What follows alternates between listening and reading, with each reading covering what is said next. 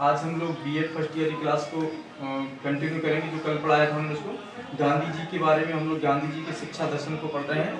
तो गांधी जी के शिक्षा दर्शन को हम आगे कंटिन्यू करेंगे। तो गांधी जी की शिक्षा के उद्देश्य क्या थे, उन लोगों को पढ़ना है कि गांधी जी क्या सोचते थे कि किस प्रकार की एजुकेशन होना चाहिए और भविष्य में वो शिक्षा किस प्रकार से काम आ सके, उस शिक्षा के बारे में लोगों को पढ़ना है।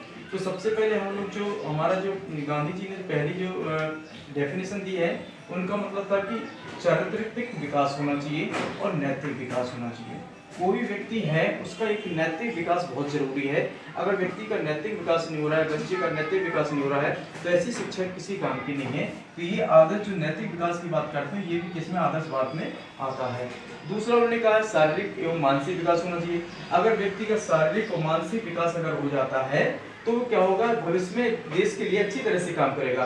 अगर बच्चा कोई भी है, स्टूडेंट्स है, अगर वो बीमार है और क्लास में वो बैठा हुआ है तो वो सही तरह से शिक्षा ग्रहण नहीं कर पाएगा। ऐसे ही उनका कहना था कि जब तक कोई व्यक्ति हष्ट पुष्ट नहीं है, फिजिकल फिटनेस उसका सही नहीं है, माइंड से अच्छी तरह से उसका माइंड अच्छी तरह से काम नहीं कर रहा है, तो वो देश के लिए काम नहीं कर पाएगा, देश के लिए काम नहीं कर पाएगा। इस वजह से उन्होंने कहा है कि शारीरिक एवं मानसिक विकास भी बहुत जरूरी है। तीसरा उन्होंने कहा है कि आध्यात्मिक विकास।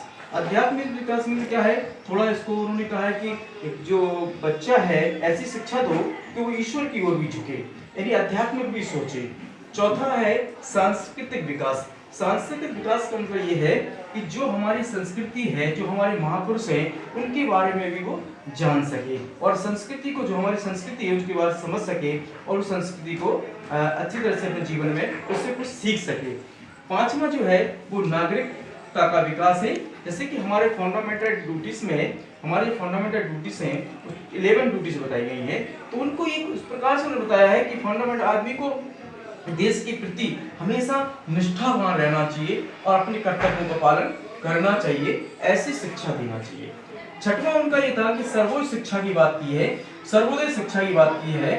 उन्हें सर्वोदय शिक्षा, सही ध्यान रखना हम लोगों को, सर्वोदय शिक्षा की जो बात की है वो गांधी जी ने की है और सर्वोदय समाज की स्थापना विनोबा भावे ने की है। तो उन्होंने कहा सर्वोदय का मतलब यह है कि ऐसी शिक्षा देना है बच्चों को कि पूरे को भी, जैसे कि मान लीजिए किसी भी धर्म का हो, चाहे हिंदू हो या मुस्लिम हो या किसी भी जाति का हो, हर व्यक्ति को एक साथ बैठा के शिक्षा व्यवस्था करानी है। सातवां उनका था व्यवसायिक एवं आर्थिक विकास करना है। जैसे कि मान के चलिए हम आदर्शवाद बन जाते हैं, तो आदर्शवाद बनने से भी कुछ नहीं हो रहा है, तो उन्होंने कहा कि प्रयोजनवाद भी होना चाहिए, कि हमारा कॉन्सेप्ट क्लियर भी होना चाहिए कि हमें ऐसी शिक्षा देना है कि जीवन भर हमारे वो काम में आए और उस शिक्षा का हम फायदा उठा सकें। अब दूसरा इनका जो है आदर्शवाद के विचारक जो है उनको हम समझेंगे। आदर्शवाद का अर्थ जो होता है आइडियलिज्म।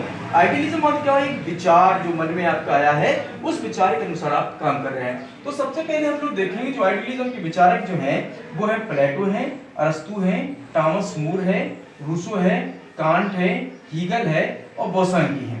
ये सारे के सारे जितने भी हैं वादी हैं और ये ईश्वर के ऊपर ज्यादा विश्वास करते हैं।